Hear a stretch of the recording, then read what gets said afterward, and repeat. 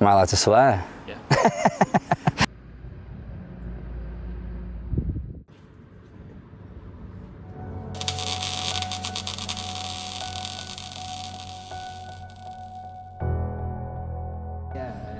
Well, I'm Thomas Delaney. Despite my English accent, I'm Irish. I was born and raised in Tipperary in Ireland, a place called Nina. I moved to London when I was about 2 years old. I grew up in a council estate called Hackney, which is a very posh area now, but it certainly wasn't when I lived there. And then I grew up in a very chaotic and sort of turbulent environment as a child. My father's an alcoholic, a very violent and abusive man, chronic gambler. And I think his addictions and insecurities really affected and shaped not only how I viewed the world, but ultimately how I viewed myself. And we were very fortunate that we managed to move away. My parents broke up, and I was around about 10, I think, and we moved from, it was in 1997, so I'd have been 9, maybe 10. And we moved from Hackney in London to Thurnscoe in South Yorkshire.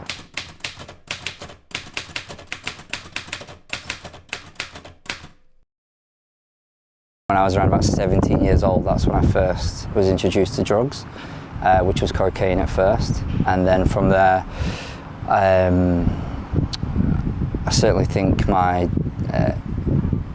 definitely gained an addiction, and it spiraled out of control. Initially it was cocaine, which is expensive, and then it moved, my addiction, or my drug use changed from sort of cocaine, acid, pills, ecstasy, typically party drugs. And then I got introduced to ketamine, and then I probably used ketamine consistently, more or less, for around about 12 years.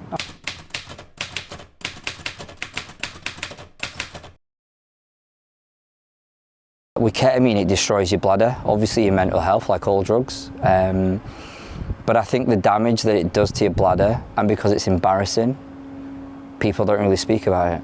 So it's embarrassing to wake up and be pissing chunks of your bladder out, or to be pissing blood, or bits that you can't even describe what they are. You know, imagine waking up every day and you can't function until you do the thing that's destroying your entire life. You know, I couldn't get out of bed until I knew either that I had ketamine or that I was going to collect it. You know, it's hard.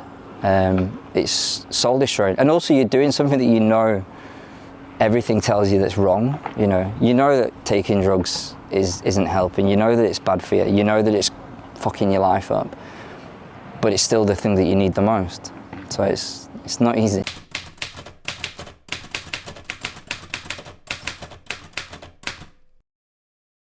I believe that if I died, everybody would be happier. And also I think that that was the only way that I could stop being a drug addict, was by dying. There was loads of things. There was a few arguments with my mum that really helped sort of stem the idea of, you know, I always knew it was a problem, so it wasn't about recognising it was a problem or not, regardless of whether I justified the addiction or not. But yeah, it wasn't just one thing. You know, it was a few arguments with my mum, just where my life was at. You know, there was multiple things that made me realise that I needed to stop.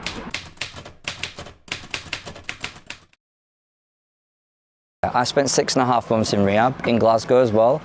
Ironically, the drug capital of Europe, which adds I guess a different element as well. But it was tough, and I think for me as well, being just a ketamine addict, no one had really ever heard of ketamine. No one really knew what it was. It was definitely seen as it was certainly seen as a lesser drug, and I wouldn't even say, in their eyes, it didn't even qualify. You know, when I went to rehab, I was 6 stone and nearly dead. I couldn't stand up. I hadn't stood up in years. I had multiple serious health risks, and I still wasn't deemed a proper drug addict because I used ketamine, not heroin, not crack, not the hard illicit drugs that we sort of have this image of. But yeah, rehab was hard.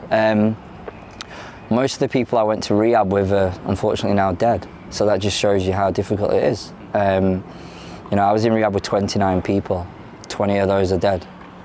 You know, and that was nearly 8 years ago. And I hear of people dying all the time still. So That's not to say that rehab is bad, but it is to highlight how difficult changing your life is.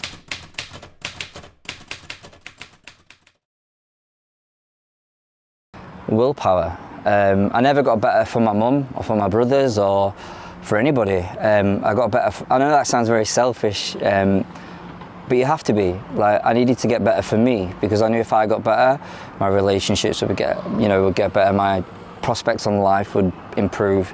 My health would improve. All of that. I guess the reason why I keep going is because, life is actually worth living. And I gave up on that. I really did give up on that. And even though there can still be shit days, there can still be hard days, but a hard day today is a million times easier than what it was when I was a raging drug addict. And also, why not? I deserve to be happy. I deserve to have a life that has meaning and purpose in it. And when I was so lost in addiction, like all of that, all hope of everything I'd given up completely. So.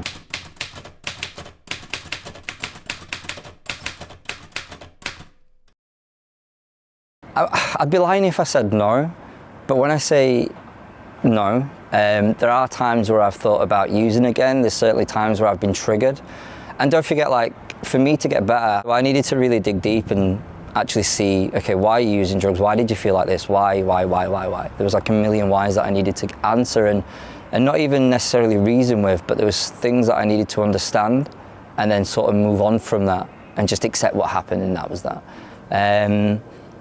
I don't view addiction as a disease. If anything, I think it's a really stupid notion to think that. And I don't believe I'm cured either. I believe my life is a million times better than it used to be, but I could quite easily go and fuck my life up if that's what I chose to do.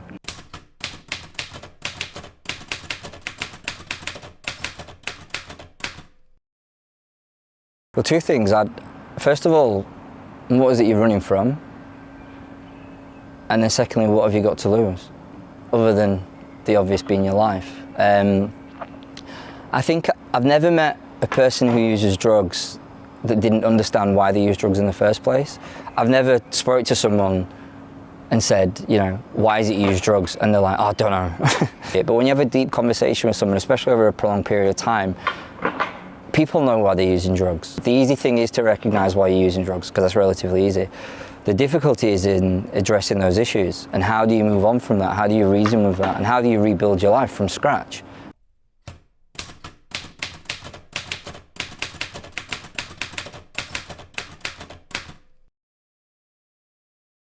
Everything. Stigma is a killer, which is a sort of hidden power of when we stigmatize people, we make it incredibly difficult, firstly for people to reach out for help and support. And then I think also what stigma does is it doesn't just, society doesn't just stigmatize people. There's a point where we internalize that stigma and then we self-stigmatize ourselves. So I was at that stage where, I didn't need people telling me I was a junkie or a drug addict or I was worthless or I was a piece of shit, because that's what I believed, because I was constantly told that from society.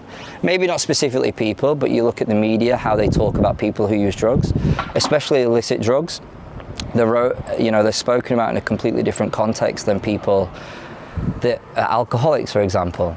We have a lot more care and compassion towards people who are alcoholics or suffer from alcoholism than with those that use illicit substances. Policy always needs to improve. The war on drugs has been running since the 1960s, 70s. It's never helped anybody, apart from the government. Doesn't help the people that are using drugs.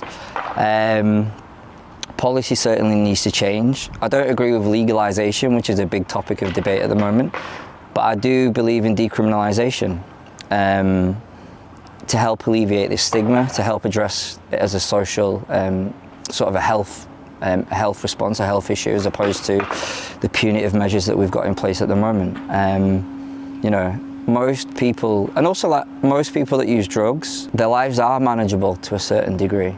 And most people do use drugs. There's plenty of, peer-reviewed research that shows that. But I think we just need to recognise that it's an issue and try and stop ignoring it, which is what we do. And also demonise people that use drugs. There's plenty of people that use drugs that maybe don't have a problem.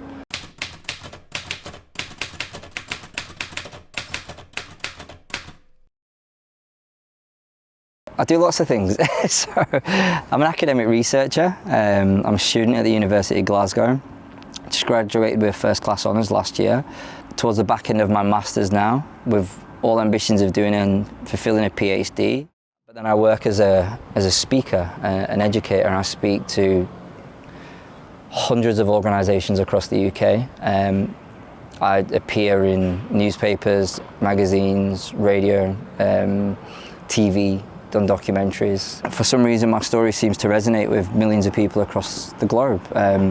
You know, I've had tens of millions of views online regarding my story and the stuff that I do.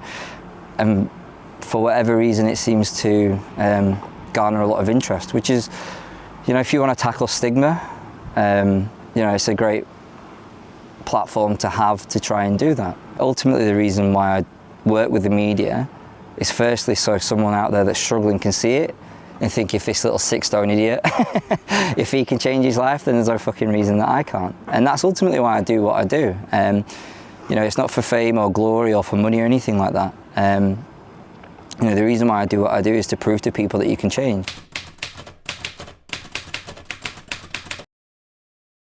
My son, like, yeah, I'm gonna cry now, but yeah, my son. I never believed that,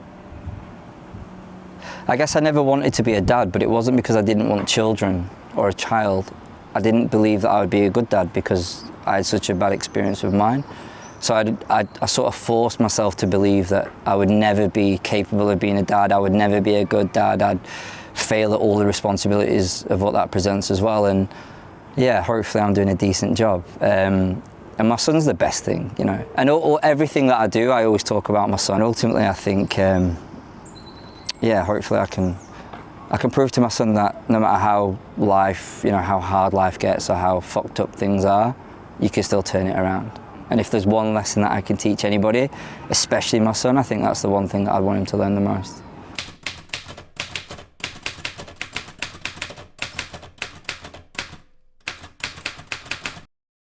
Just don't give up. You are worth living. You know, the world is a better place with you in it, despite what you think, despite what other people tell you.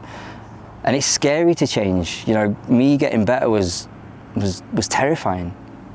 But I didn't care as long as I tried and gave it a good go.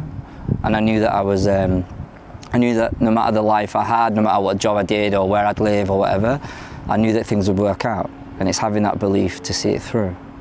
So don't give up. People who use drugs are human beings. And they deserve just as much right to live and to be happy as everybody else on the planet. And I think we need to remember that they are human beings. And once we remember that, then we can maybe actually fucking tackle the problem. Yeah. So, yeah. Right. Thank you very much.